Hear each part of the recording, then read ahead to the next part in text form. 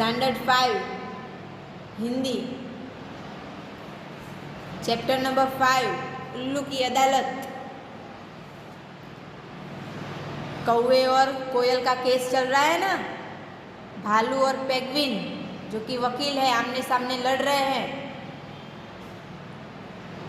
क्या हुआ था कल को लास्ट में कि कौवे ने माना था कि जब उसके साथ धोखेबाजी हुई तो उसने गुस्से में कोयल के बच्चों को मारा। तो भालू ने बात को पकड़ ली और कूद पड़ा कि हाँ कौवे ने मान लिया है, अब उसे कड़ी से कड़ी सज़ा दी जाए। अब आगे कोयल हंसकर हाँ हाँ कड़ी से कड़ी सज़ा। कोयल तो खुश हो गई कि उसका पल्ला भारी हो गया, हंसने लगी, हाँ हाँ कड़ी सज़ा दे दो कौवे को, कड़ी से कड़ी सज़ा दे दो। सब जानवर हंसते हैं। कोयल बोलती ऐसा है कि सबको हंसी आ जाती है। तो फिर से सब जानवर हंसने लगे। फिर से उल्लू ऑर्डर ऑर्डर, कोयल जी आप बार बार अनुशासन भंग कर रही है। कोयल जी आपको पहले भी बोला कि आपको जो भी बोलना है कटघरे में आके बोलिए, फिर भी आप बार बार अनुशासन का भंग कर रही है। अगली बार नहीं चलाया जाएगा। चलिए आया समझ में। अब पेंगुइन, श्रीमान यह कोयल केवल धोखेबाज और कामचोरी नहीं, एक गैर जिम्मेदार माँ भी है। अब पेंगुइन ने क्या बोला कि श्रीमान जज साहब, ये जो कोयल है वो सिर्फ धोखेबाज नहीं और कामचोरी नहीं, एक गैर जिम्मेदार माँ भी है। कोई अपने बच्चों को दूसरे के घर छोड़ाता है? नहीं। जिस माँ ने अपने मीठे सुर की लोरी अपने ही बच्चों को नहीं सुनाई, वह कैसी माँ। कोयल की आवाज़ कैसी मीठी मीठी होती है, लेकिन वही आवाज़ से वो लोरी अपने बच्चों को सुनाती नहीं है, वो अपने बच्चों को कौवे के घोंसले में छोड़ाती है। श्रीमान धोखे से अपने अंडे दूसरे के घोंसले में रखना, उनकी देखभाल स्वयं न करना और अपने बच्चों का पालन पोषण दूसरे से करवाना धोखेबाजी है। अपने अंडे को दूसरे के घर छोड़ाना, अपना काम खुद से न करना, अपने बच्चों का पालन पोषण कोई दूसरा करे इस तरह से उसे छोड़ाना, तो ये धोखेबाजी हुई ना। ऐसी स्थिति में सच्चाई का पता चलने पर क्रोध आना तो स्वाभाविक है।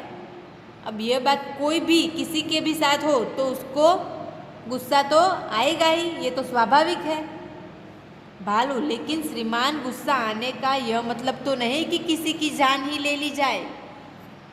भालू ने ये भी सही बोला कि गुस्सा आए वो बात ठीक है, समझ में आता है कि धोखेबाजी हुई तो गुस्सा आया, लेकिन इसका मतलब ये तो नहीं कि आप किसी को मार डालो। कोयल फिर से रोने का नाटक करती हुई, बहुत नाटकबाज है ये कोयल, जैसे मेरे बच्चों की जान की कोई कीमत ही नहीं।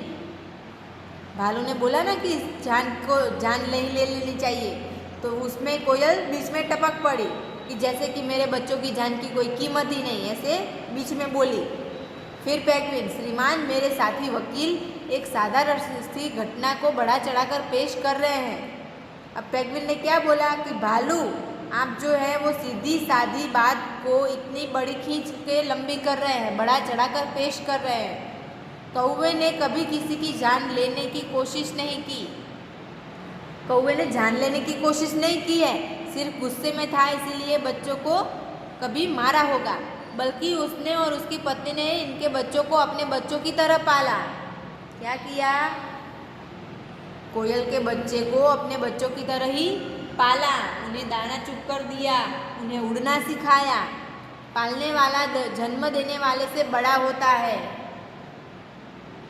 ना। हमारे श्री कृष्ण भगवान जिनको जन्म दिया उनसे ज़्यादा जिन्होंने पाला उनके साथ वो ज़्यादा उनकी बातें होती है। हम क्या बोलते हैं? यशोदा का नंद लाला, जिन्होंने उनको पाला है। उसी तरह यहाँ पे जो जन्म देता है उससे बड़ा पालने वाला होता है। यह पता चलने पर कि वे कोयल के बच्चे हैं, गुस्सा आना स्वाभाविक है। उसने अपने बच्चे की तरह पाला, लेकिन फिर पता चलता है कि ये तो कोयल का बच्चा है, तो गुस्सा तो आएगा। गुस्से में कौवे ने कोयल के बच्चों को अपने पास से चले जाने को कहा कि चले जाओ यहाँ से, तुम मेरे बच्चे नहीं हो, ऐसा बोला। बच्चे कौवे और उसकी पत्नी के पास पले बड़े थे, इसलिए वे बार बार उन्हीं के पास वापस आते। लेकिन बच्चों, जो पहले से किसी के साथ रह रहा हो वो फिर कभी उनसे दूर होगा?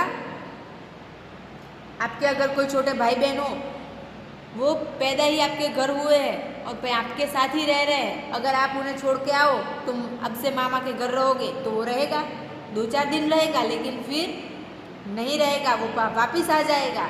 वैसे ही कोयल के बच्चे थे, लेकिन कौवे ने बड़े किए, तो फिर भी कौवा उसे जाने को बोल रहा था, तो वो बच्चे जाते नहीं थे, फिर से उनके पास वापस आ जाते थे और कौवा उन्हें दूर हटाता था। और कौवा बोलता था कि नहीं, दूर चले जाओ, तुम मेरे बच्चे नहीं हो।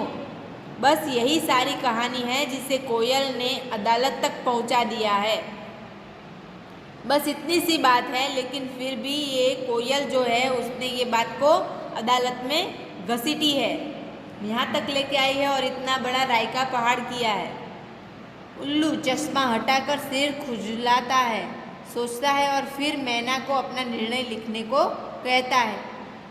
ये सारी बातें सुनी, भालू की, पेंगुइन की, कौवे की, कोयल की, और फिर उल्लू जो है, जो जज है, उसने अपने चश्मे हटाए, थोड़ी देर अपना सुर खिंचाया कि क्या होता है, ये बात है, सही कौन सी है, गलत कौन सी है, कौन जिम्मेदार है, किसने गलत किया है, सब सोचता है और फिर मैना को बोलता है कि तुम निर्णय लिखो। उल्लू दोनों पक्षों की बातें सुनने के बाद, दोनों पक्षों की मतलब भालू और पेंगुइन, कौवा और कोयल, उनकी बातें सुनने के बाद अदालत इस नतीजे पर पहुंची है कि, बोलते हैं ना फिल्मों में, वही सेम लाइन, नतीजे पर पहुंची है कि इस सारे मामले में कोयल दोषी है। कौन दोषी है? कोयल, जिसने गैर जिम्मेदारी का काम किया है और धोखेबाजी भी की है।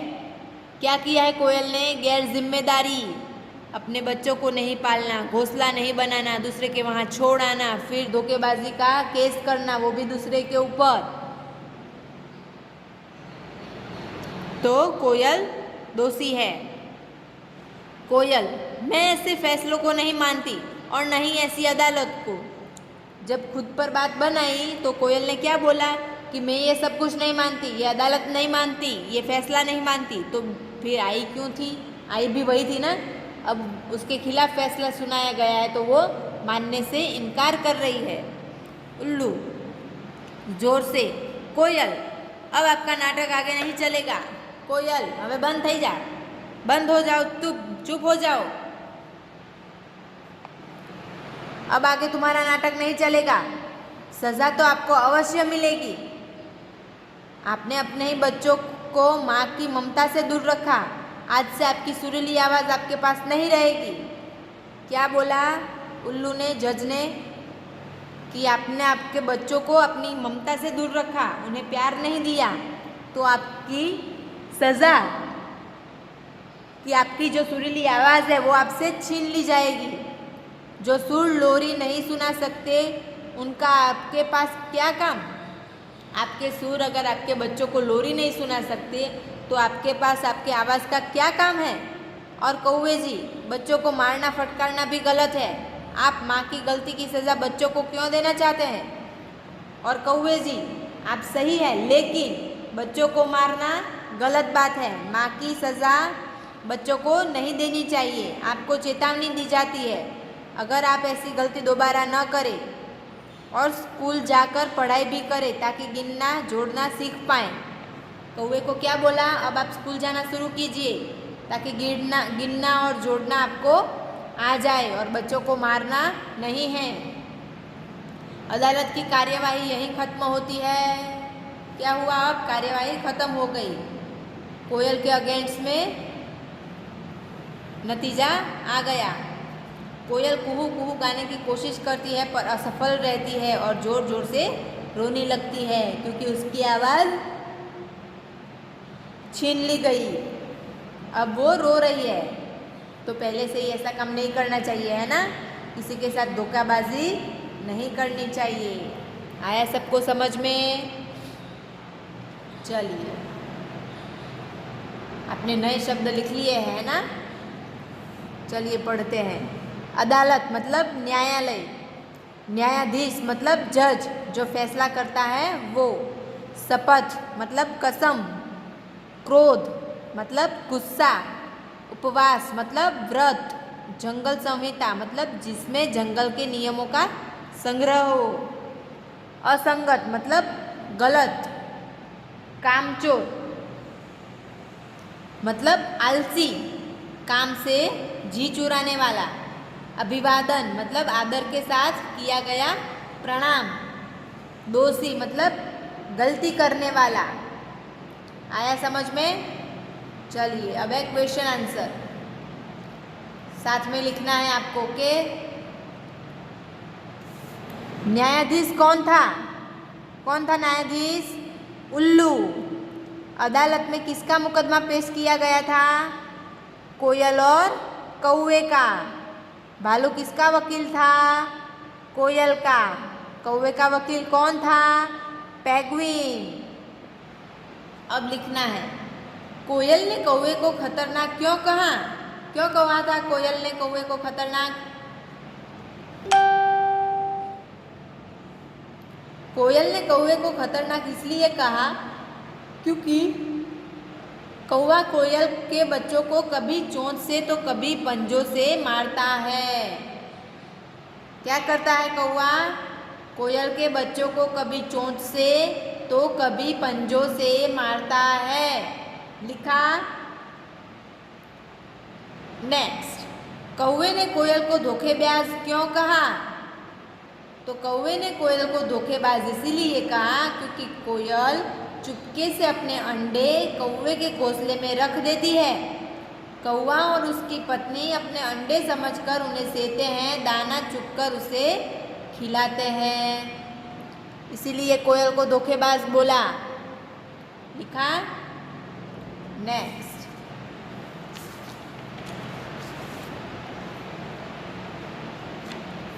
न्यायाधीश ने कोयल को क्या सजा सुनाई?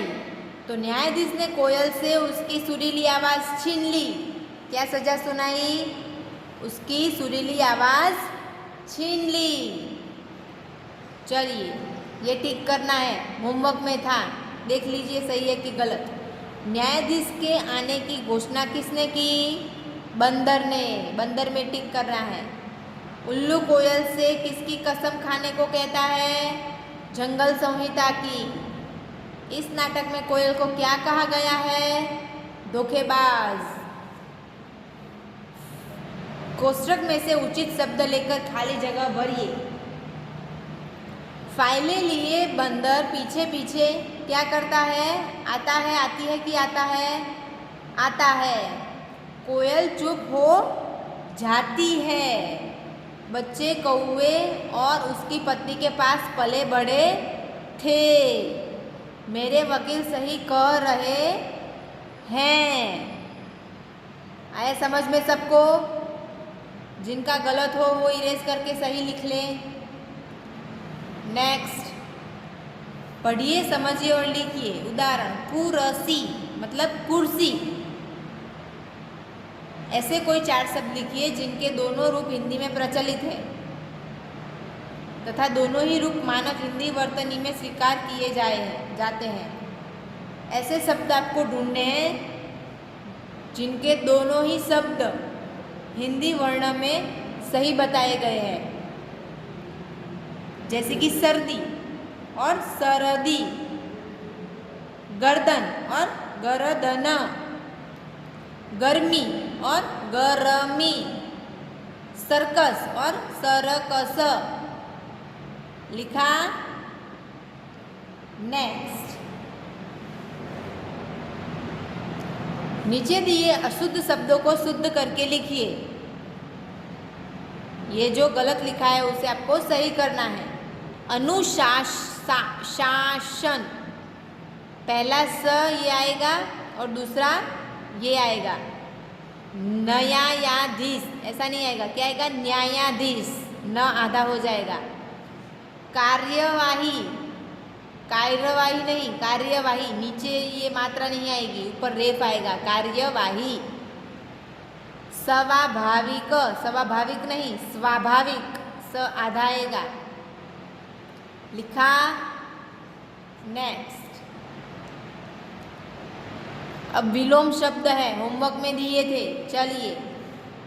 शांति अशांति, सच झूठ, सवाल जवाब, साधारण असाधारण, सही गलत, दूर पास, मीठा कड़वा, स्पष्ट अस्पष्ट, आगे पीछे, सफल असफल। सही है सबका? आगे।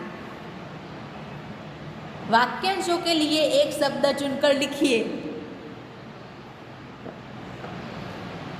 एक वाक्य है, उसका एक शब्द में आपको जवाब लिखना है। न्याय करने वाला न्यायाधीश, झूठ बोलने वाला झूठा, धोखा देने वाला धोखेबाज, जो पढ़ा लिखा न हो अनपढ़, काम से जी चुराने वाला कामचोर। जहाँ न्याय के लिए जाते हैं न्यायालय। आया समझ में? लिखा सबने? यहाँ ऊपर क्लूज दिए हैं, उनमें से आप देख सकते हैं। नेक्स्ट। अनुशासन और अशांति शब्दों के आगे अनु और अ शब्दांश लगे हैं। क्या लगे हैं? अनु और अ, ये शब्दांश लगे हैं।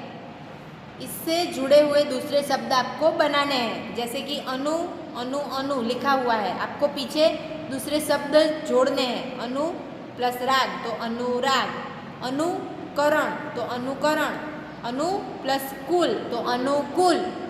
वैसे ही अकाल तो अकाल, अ प्लस सत्य तो असत्य, अ प्लस ज्ञान तो अज्ञान। आया समझ में? लिखा सबने? अब आगे। सही उत्तर चुनकर टिक लगाना है। मम शब्द से बनी भाववाचक संज्ञा कौन सी है? मम से कौन सा शब्द बना है जो कि भाववाचक है? ममता। आप, मैं, तुम, वह, ये शब्द क्या है? ये सारे क्या दिखाते हैं? संज्ञा विशेषण की सर्वनाम। सर्वनाम। सर्वनाम में टिक करिए। स्वाभाविक में किस प्रत्यय का प्रयोग है? इस शब्द में कौन सी चीज उनसे जुड़ी है तभी स्वाभाविक बना है? तो इक। भाविक है ना, तो उसका इक इसमें लगा है। सच्चाई में किसका प्रत्यय लगा है? आई का। सच आई, तो आई प्रत्यय लगा है। आया सबको समझ में? हुआ सबका कंप्लीट? तो आपका होमवर्क है, ये नए शब्द तो आपने लिख लिए नोटबुक में। अब एक्सरसाइज, ये क्वेश्चन आंसर्स, फिर पेज नंबर 44, क्वेश्चन 2, 3, फिर भाषा की बात में क्वेश्चन 1, फिर पेज नंबर 45 पे question number 2, question number 3, question number 4, फिर page number 46, question number 5 and question number 6। सब सारी की सारी एक्सरसाइज आपको आपकी हिंदी नोटबुक में लिखनी है।